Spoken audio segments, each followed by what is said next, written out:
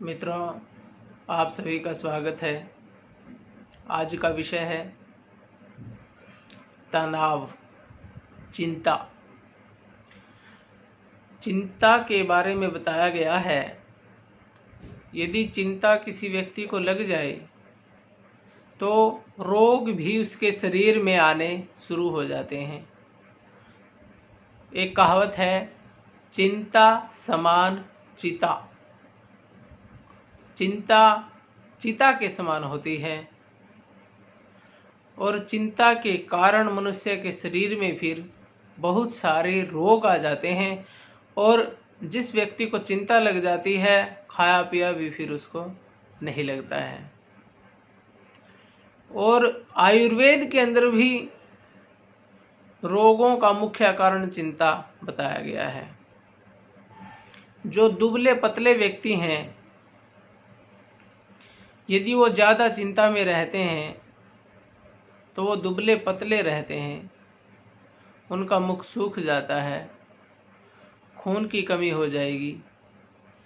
इसलिए अखबारों में भी आता है, डॉक्टर, साइंटिस्ट, आयुर्वेद के विद्वान भी इस बात को मानते हैं कि सब रोगों की दवा है हंसी, प्रसन्नता।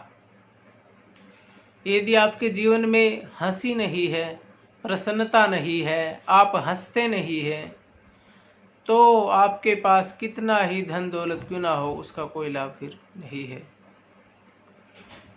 क्योंकि प्रसन्नता के बिना, जब आप खुश ही नहीं हो, आप हर समय तनाव में रहते हो, तो ऐसे धन दौलत का लाभ नहीं है।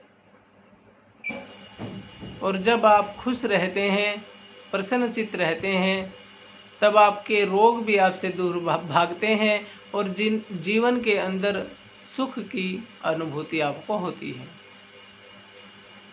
बिना हंसे जीवन इतना नीरस हो जाता है कि आपको अनेक प्रकार के मानसिक रोग भी हो सकते हैं। तो इसलिए हंसना सेहत के लिए बहुत ज़्यादा लाभकारी है। जिनके गाल पिचके हुए हैं, उनके लिए सबसे अच्छी दवा है हंसना। क्योंकि वो हंसेंगे तो एक तो उनका हंसने से व्यायाम हो जाएगा, मुख का व्यायाम हो जाएगा, पेट का व्यायाम हो जाएगा, बहुत सारी नस नाड़ियाँ खुल जाएंगी और जो उनकी कब्जी है वो भी टूट जाएगी। तो हंसना जो पेट के रोग हैं उनके लिए भी बहुत लाभकारी रहता है।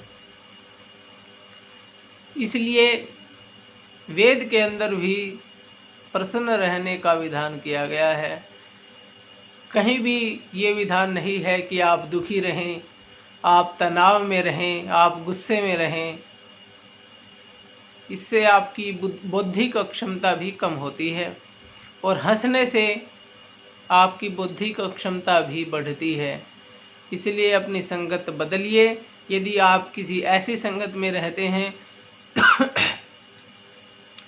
जो लोग हंसते ही नहीं हैं, कभी सदा तनाव में रहते हैं, सदा दुखी रहते हैं, अपने दुखों की बात ही छेड़ते रहते हैं पिछली,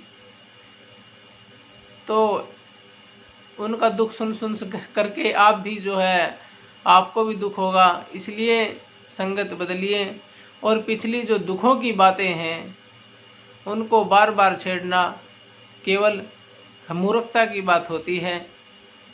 क्योंकि जीवन में एक बार जो दुख आ गया वो केवल एक बार के लिए ही आया था और आप उसको याद कर करके सारा जीवन यदि दुखी होते रहते हैं तो यह केवल अज्ञानता है, मूर्खता है। उस दुख को भुलाकर पुनः सुख के लिए व्यक्ति को प्रयास करना चाहिए, वही बुद्धिमान है। क्योंकि दुख एक ऐसी चीज़ है जो सभी के जीवन में आती है। श्री राम के भी आई है, श्री कृष्ण के भी आई है। चाहे वो किसी प्रकार का दुख हो, मान अपमान, हानि लाभ, लेकिन वो ऐसे महापुरुष थे, वो अपने दुख को भुलाकर पुनः सुख में चले जाते थे, और ऐसे ही व्यक्ति कामयाब भी हो पाते हैं। और जो अपने पिछले दुखों में ही डूबे रहते हैं वो कामयाब भी नहीं हो पाते हैं, और जो उनके पास बैठता है उनको भी वो पिछले दुख सुनाते रहते हैं। अपने आप तो दुखी रहते ही हैं, औरों को भी दुख देते हैं। इसलिए आप पिछले दुखों को भुला करके आनंद के साथ रहिए, हंसिए, खेलिए, कूदिए। हंसना भी एक प्रकार का व्यायाम ही है। अच्छा, तो हंसने में कोई बुराई नहीं है। मैंने अनेक लोगों को देखा है जो खुद तो हंसते नहीं हैं, लेकिन कोई हंसमुख व्यक्ति है, यदि वो हंसता है तो उसको देख करके भी वो नाराज हो जाते हैं। ना तो खुद हंसते हैं, ना औरों को हंसने देते हैं। यानी कि उनका सिद्धांत है कि हम खुद भी दुखी रहेंगे और औरों को भी दुखी ही रखेंगे। जबकि होना ये चाहिए, जो हंसने वाला व्यक्ति होता है अपने आप भी हंसता है, औरों को भी हंसाता है, पुण्य कमाता है। क्योंकि हंसने से खून भी बढ़ता है। जिसके अंदर खून की कमी है उसको भी दिन में बहुत हंसना चाहिए। जब भी अवसर मिले हंसना चाहिए। ऐसी संगत में बैठना चाहिए जो लोग हंसते हों, और उनका खून भी 100% बढ़ेगा, इसमें कोई संदेह नहीं।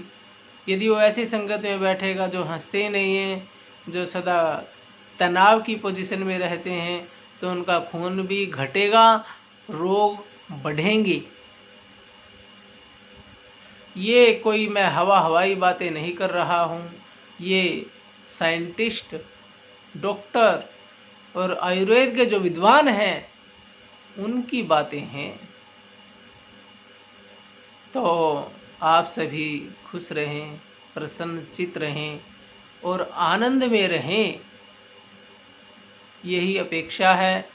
और यही तो सभी जीवों का उद्देश्य भी है, यही तो सभी जीवों का लक्ष्य भी है। दुख कोई नहीं चाहता है, सब हंसना ही चाहते हैं, सब खुश रहना चाहते हैं, सब सुख चाहते हैं।